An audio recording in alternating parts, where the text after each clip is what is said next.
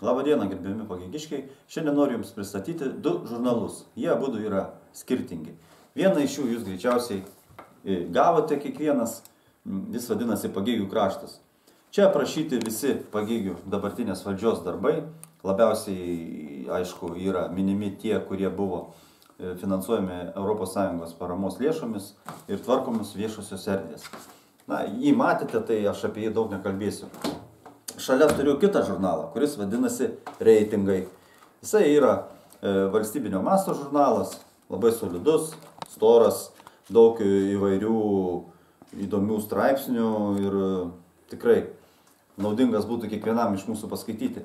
Tai štai, šiame žurnale redakcija atliko vieną tokį tyrimą.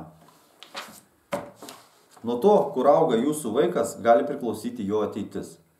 Tai atskleidžia žurnalo Reitingai pirmą kartą pagal 30 švietimo sistemos kriterijų sudarytas Lietuvos savivaldybių reitingas, kurios savivaldybės švietimui skiria daugiausiai dėmesio. Tokia buvo atlikta analizė. Ir tai norėčiau pabrėžti, kad nėra tas dėmesys skirtas vizualiniam apibūdinimui, kurį mėgsta pabrėžti mūsų valdžia apie nuolat gražėjančius Pagėgius. Tai šitoje analizėje buvo užduoti visoms 60 Lietuvos savivaldybių tokie klausimai, kai kuriuos aš iš jų galiu paminėti. Tai vienam mokiniui tenkanti mokinio krepšelio suma per 3 metus padidėjo vienam mokiniui tenkantis visų mokyklų patalpų plotas, tai šioj vietoj mūsų savivaldybė kone pirma, nes tokio ploto padidėjo mūsų vaikams mokyklose, bet greičiausiai žinome dėl ko. Buvo tokių klausimų, kurie kelia dviprasmiškus mąstymus. Tai vienu mokyklos baseinu vidutiniškai naudojasi mokinių. Ir dauguma savivaldybių tokių baseinų neturi, o štai Pagėgių savivaldybė pasirodo turi. Ir juo naudojasi 1171 mokinys. Na, aš asmeniškai nežinau, kur toks baseinas, gal jūs ir žinote, arba jūsų vaikas lanko jį.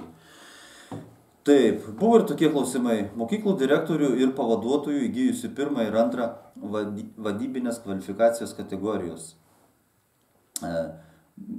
Klausimas už valstybinį matematikos egzaminą nuo 50 iki 100 balų gavusių mokinių dalis.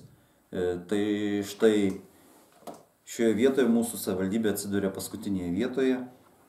Matematikų pas mus iš ties yra mažai. Ir apskritai, kad ir kaip liūdna būtų man pranešti, Pagėgių savivaldybė šiuose reitinguose yra paskutinėje vietoje. Tai ko iš ties tada verta šita Vaclovo Navicko agitacija raginanti balsuoti mus už vėl tos pačius politikus, kurie per eilę metų sukūrė švietimo sistemą, kurioje mūsų jaunimas negali įgyti kokybiško išsilavinimo, kuris padėtų ateityje jiems gyventi geriau, įdomiau ir galbūt likti net Pagėgių savivaldybėje.